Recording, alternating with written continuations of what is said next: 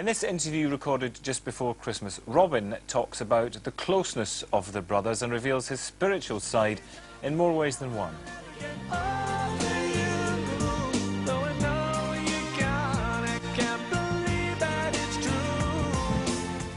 Thank you very much for letting us into your absolutely beautiful home, which Pleasure. I know will be a recurring theme through this chat. We're here to meet you as a solo performer, which is kind of rare. Your new single is out. Tell me a little bit about that. New single's out, it's called Please, and it's my first solo album in quite a few years, and I'm having fun doing it. Still feel like a BG, but and that's how I want it. It's a BG doing a solo album. Does it make you feel quite vulnerable going out on your own? I know you've done it before, but... I don't feel vulnerable going out because even as a BG, there are many times you go out on your own even to promote BGs, so, or to be a BG, you find that you're on your own sometimes. So it's not, it doesn't really feel too much different. Your brothers, I know, live quite near. Yeah. And are you always sort of in and out of each other's houses? Is it that kind of relationship? No, we live very much separate lives. It's something kind of strange to most people who see us as a family. But I don't think I would say we're a dysfunctional family, but we're very brought together more by music. In fact, I'd like to get it up to dysfunctional, that might be good.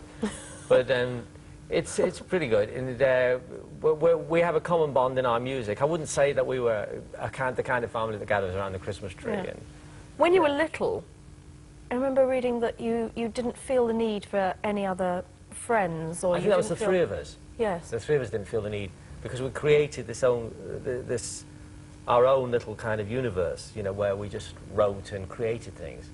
So it was very hard. It wasn't that we kept people out, it's just that people couldn't get in.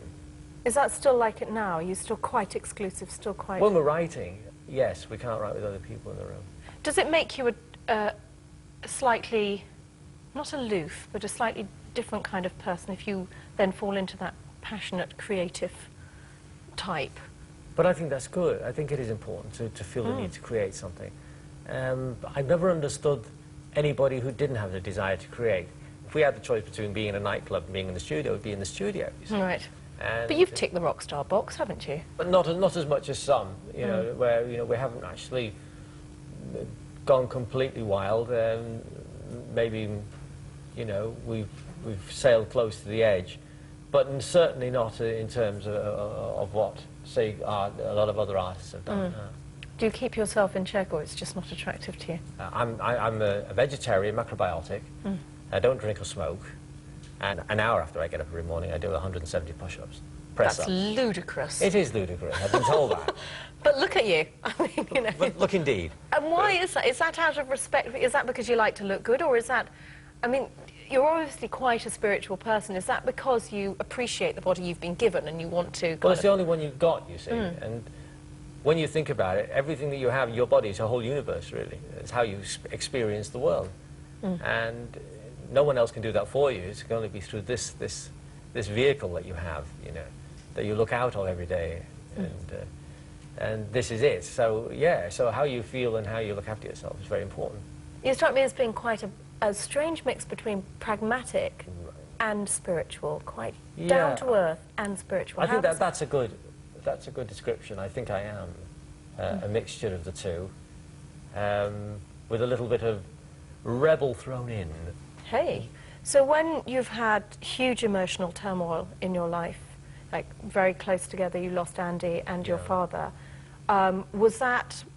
did you turn to the practical side of your nature, or did you turn to the spiritual side? Which helped you? A bit of both. There was a bit of me that said, or a lot of me actually, that said that, you know, you have to go out and do what you need to do now, and you can't wait for tomorrow.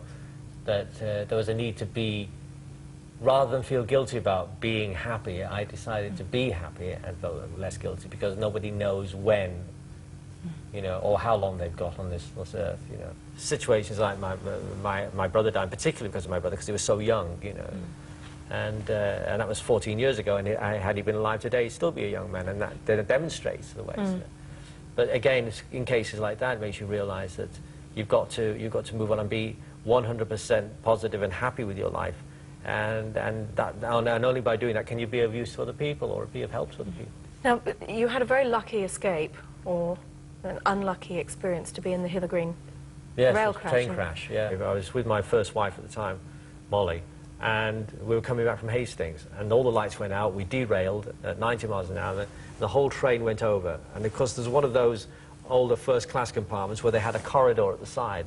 Most of the people on the Hastings commuter train in those days stood in the corridor, and of course that's the bit that went on its side. It's great. A lot of the people were killed in that way. What did it leave you feeling like? What were the scars that you took away from that? Oh God, I still have nightmares about it today. It was horrible. Not so much by what I went through, but what I saw, not just on the track, but also in the hospital afterwards. Are you quite a fatalistic person? Did you think it wasn't meant to be, that, you know, that I was going to die then? Is there a blueprint for your life, do you think? No, I thought it was just pure luck. Yeah. That either I didn't die or didn't get seriously injured. Yeah. Yeah, because we'd been, a year before that, and three of us had been in a dreadful car crash that rolled 8 times, and a blowout, you know, and barely escaped our lives on that one, you know. So. This is the control side back again, isn't it? This is the well, I think there's a part side of the human nature where we always think there's something else at work, and maybe there is, but I'm one of those people who like to have proof of that, you know, rather than having, you know, blind faith in something. Well, when we come back, that's exactly what I want to ask you about, proof of other things at work in this particular house. You can summon them up for me. We'll see. Don't miss it. Come back later on for more from Robin Gibb.